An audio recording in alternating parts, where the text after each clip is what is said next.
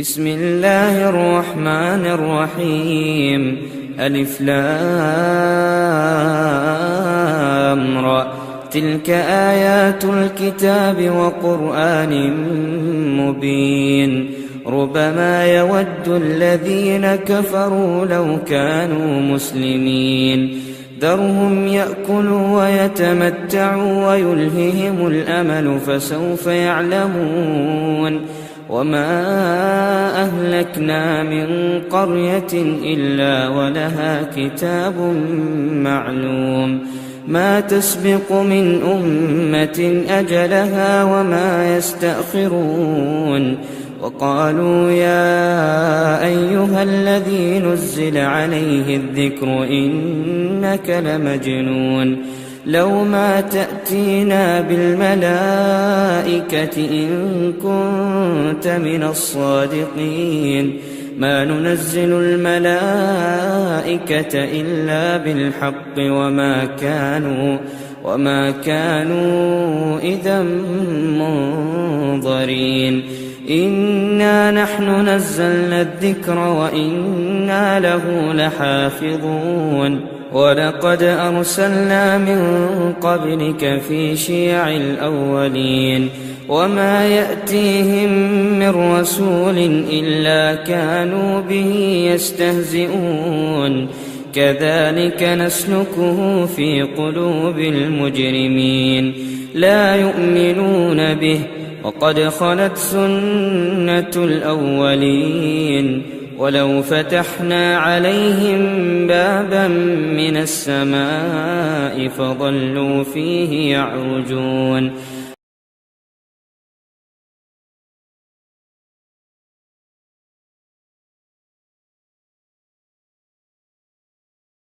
اللہ رب العالمین نے یہ بتایا قرآن کریم کے اندر کہ ایک وقت آتا ہے کہ زمین سوکھ جاتی ہے، یہ زمین خشک ہو جاتی ہے، اللہ رب العالمین بارش کو اتارتا ہے اور وہ بارش آب حیات بن کر کے اس زمین کی زندگی کا باعث بنتی ہے۔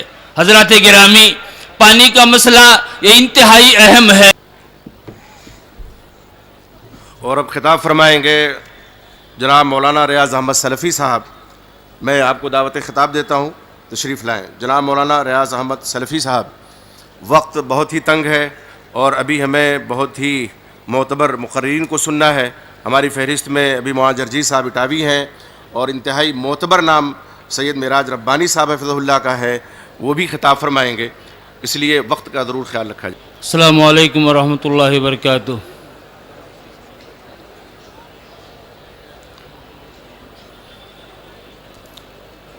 الحمد للہ رب العالمین والعاقبۃ للمتقین والصلاة والسلام علی رسولہ الکریم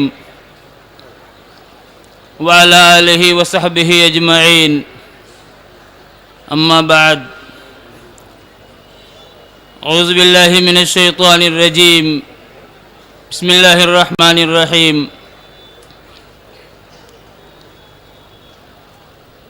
افرأيتم الماء الذي تشربون أأنتم أنزلتموه من المزن أم نحن المنزلون لو نشاء جعلناه أجاجا فلولا تشكرون۔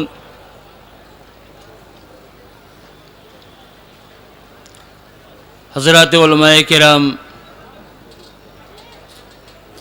صدر مجلس اور محترم سامعین و حاضرین،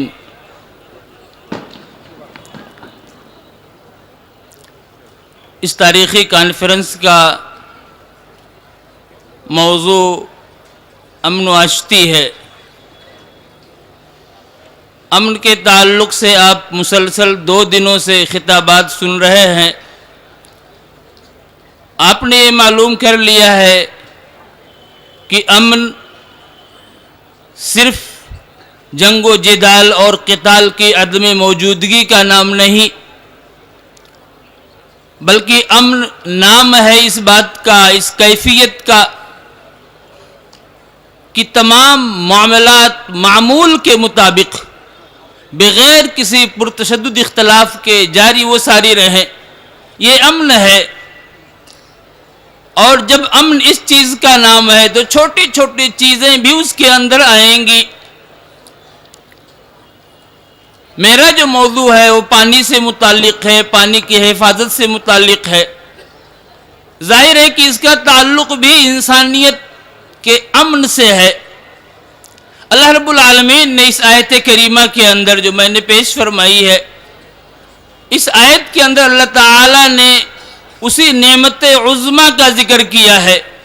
اللہ تعالیٰ نے فرمایا کہ تم بتاؤ تو صحیح کہ جس پانی کو تم پیتے ہو اس پانی کو تم نے اتارا ہے یا ہم اس کو بادلوں سے نازل کرنے والے ہیں. اگر ہم چاہیں تو اس پانی کو کڑوا بنا دیں، زہریلا بنا دیں، تو تم شکر کیوں نہیں ادا کرتے؟ اللہ رب العالمین نے اس آیت کے اندر پانی کو عظیم نعمت کے طور پر، عظیم احسان کے طور پر ذکر کیا ہے. اور اگر آپ دیکھیں تو آپ کو یہ بات معلوم ہوگی کہ پانی کا تعلق بھی امن و امان سے ہے. پانی کے تعلق سے بھی انسانیت امن و امان کے فقدان کو محسوس کرتی ہے. آپ دنیا کے حالات کو دیکھیں، ملک کے حالات کو دیکھیں، تو وہاں آپ کو یہ چیز معلوم ہوگی، یہ بات سمجھ میں آئے گی کہ پانی کے تعلق سے کتنے اختلافات ہوئے، پانی کے تعلق سے کتنے جھگڑے ہوئے، مختلف ندیوں کے تعلق سے ملکی پیمانے پر اور دو ملکوں کے درمیان جو اختلافات چل رہے ہیں وہ آپ جانتے ہیں. اس چیز کو مختلف ندیوں کے تعلق سے یہ جھگڑے موجود ہیں. گویا کہ پانی کا تعلق بھی امن عامہ سے ہے اور پانی کی حفاظت یہ ایک اہم ترین چیز ہے. یہی وجہ ہے کہ یہ پانی یہ ایسی چیز ہے کہ اس پانی پر انسان ہی نہیں بلکہ کائنات کی تمام مخلوقات کے وجود اور بقا کا انحصار ہے.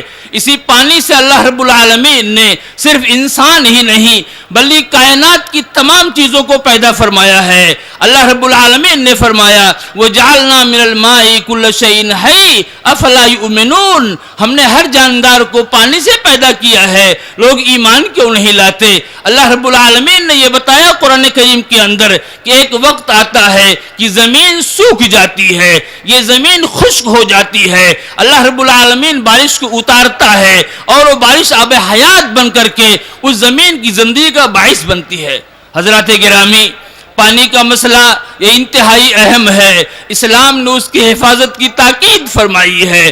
اسلام نے پانی کی حفاظت کے تعلق سے بہت ساری تعلیمات دی ہیں. اسلام نے پانی کی حفاظت کے لیے ایک تعلیم تو یہ دی ہے کہ پانی کو ضرورت سے زیادہ خرچ نہ کیا جائے. ایک انسان وضو کرتا ہے، ایک انسان غسل کرتا ہے، ایک انسان طہارت حاصل کرتا ہے، کسی بھی معاملے میں ضرورت زیادہ خرچ نہ کیا جائے. نبی اکرم صلی اللہ علیہ وسلم کی سیرت کو دیکھیے، آپ کی تعلیم کو دیکھیے، آپ کو وہاں یہ چیز ملے گی کہ رسول گرامی صلی اللہ علیہ وسلم ایک مد پانی سے وضو فرما لیا کرتے تھے اور ایک سا پانی سے غسل فرما لیا کرتے تھے. یہ حدیث بہت ہی معروف ہے، مشہور ہے. ایک سا پانی بہت ہی کم پانی ہوا کرتا ہے. آپ صدقہ فطر کو نکالتے ہیں، ایک سا غلہ آپ نکالتے ہیں فطرے میں تقریباً 2.5 کلو. اسی پیمانے سے آپ پانی کو ناپیں گے، تھوڑا سا پانی ہوگا، آپ اس سے غسل فرما لیا کرتے تھے. اور کبھی رسول اکرم صلی اللہ علیہ وسلم اس سے زیادہ بھی استعمال کرتے تھے ضرورت کے مطابق. تو اسلام کی یہ تعلیم ہے کہ ایک انسان پانی کے استعمال میں اسراف نہ کرے، کسی بھی چیز میں اسراف نہ کرے،